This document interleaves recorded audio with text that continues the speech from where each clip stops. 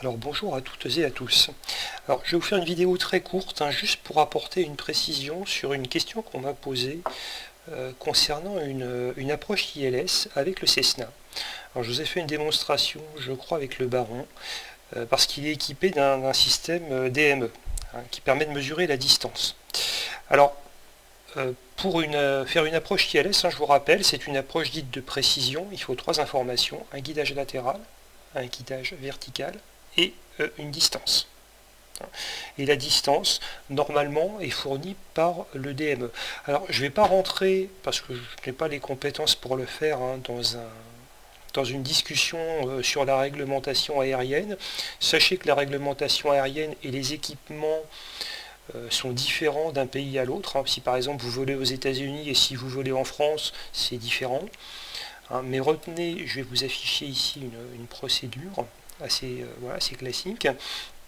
C'est une approche sur l'aérodrome ici de Châlons-Vatry. Voilà. Donc une carte assez classique d'approche. Et on utilise donc une balise ILS, CVD, Charlie Victor Delta, 113 décimale 30. Voilà. Et vous voyez ici qu'on vous dit que VOR et DME sont indispensables, sont requis pour voler cette procédure. Notre Cessna ici, il n'est pas équipé de DME. Donc sur le plan réglementaire, ça me paraît difficile de faire ce type d'approche. Et je dis bien sur le plan réglementaire, si vous n'avez pas ce type d'équipement. Donc je pense que voilà. Alors après des pilotes peut-être ou des instructeurs confirmeront ou non, mais en France en tout cas, les terrains étant équipés comme cela, ça me paraît un peu difficile, parce que si vous n'avez pas l'information de distance, ce n'est plus une information ce n'est plus une approche de précision, c'est une approche de non-précision. Il faut s'orienter vers autre chose. Voilà. Après, vous pouvez faire une approche de non-précision, vous pouvez utiliser le GPS. Sur notre Cessna, on a un GPS. Vous pouvez utiliser une approche RNP, utilisant le GPS. Voilà. Donc ça, disons que c'est plus sur le plan réglementaire. Voilà, on parle bien de réglementation. Dans la réalité. Voilà. Après, ça reste à confirmer parce que je suis loin d'être un spécialiste sur toutes ces questions-là et peut-être qu'il y a un certain flou, c'est possible, au niveau de la réglementation. Maintenant, notre appareil ici étant équipé d'un GPS, vous savez que le GPS vous donne des informations de distance qui sont très précises. Avec une petite nuance, c'est que le GPS mesure, je crois, une distance horizontale, alors que le DME, lui, va vous donner une distance en oblique. Bon, maintenant, compte tenu ici des conditions, je pense que ça peut être sensiblement, les deux peuvent être sensiblement confondus. Alors, comment ici voler? Je vais vous donner un truc, en fait, pour voler une procédure comme ça avec votre Cessna sans être équipé avec un DME, comment voler ce type de procédure et avoir ces informations de distance. En fait, vous allez utiliser le GPS. Bon, donc c'est un peu un pis-aller, c'est une technique, c'est un peu un moyen, un peu le système D. Dans la réalité, je ne suis pas sûr qu'en France, et je dis bien en France, en tout cas, on puisse le faire. Maintenant, en simulation, si vous le faites, honnêtement, ça fonctionne et on ne vous enverra pas le GIGN. Vous inquiétez pas, c'est tout à fait faisable. Donc, comment faire? Vous voyez ici que sur cette procédure là, on utilise en fait 2 balises, une balise ici qui est un VOR DME de Châlons, CAV, Charlie Alpha Victor, avec une fréquence de 111 décimale 165. Donc on arrive ici par notre point d'entrée qui s'appelle Quélon. On fait ici notre hippodrome, on repart, ici vous avez une balise NDB, vous repartez ici sur le VOR de Châlons et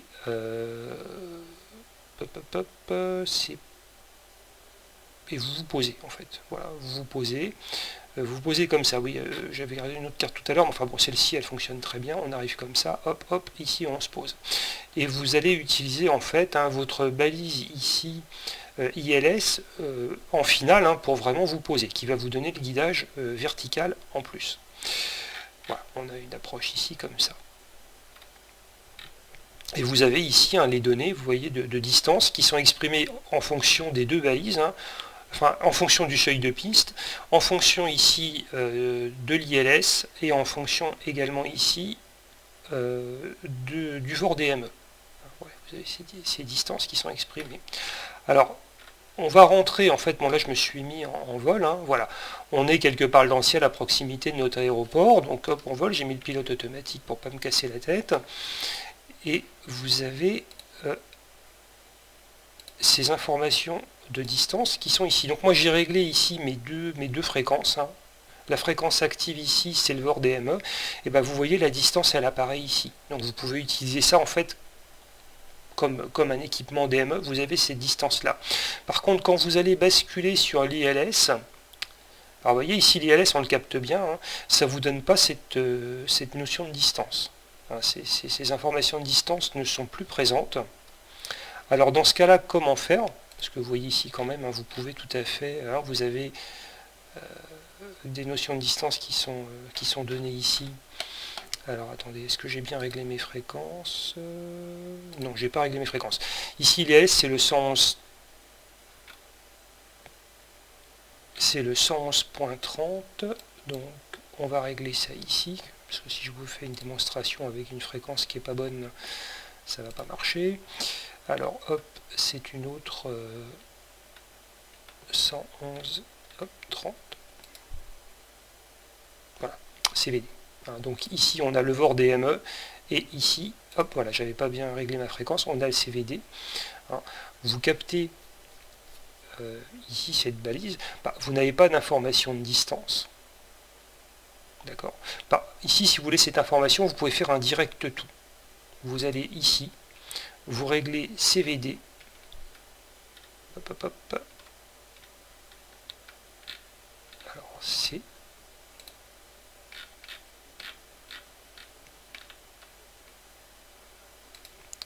CVD, voilà, Enter. Je vous propose un DME en France, on va prendre celui-là, peu importe, Activate, et vous avez la distance. Vous voyez, donc soit ici, hein, c'est un VOR DME et vous avez la distance qui s'affiche ici, c'est le cas de la balise de le VOR DME de Chalon. Soit ici pour l'ILS CVD, vous voyez cette information ici, elle n'apparaît plus là. Dans ce cas-là, si vous la voulez, vous faites un direct tout cette balise-là, et vous allez avoir ici hein, cette valeur qui va s'afficher là et que vous allez pouvoir utiliser. Donc vous allez utiliser ici vos instruments de manière classique, hein, pour votre approche, avec les radiales, le guidage, hein, le guidage vertical.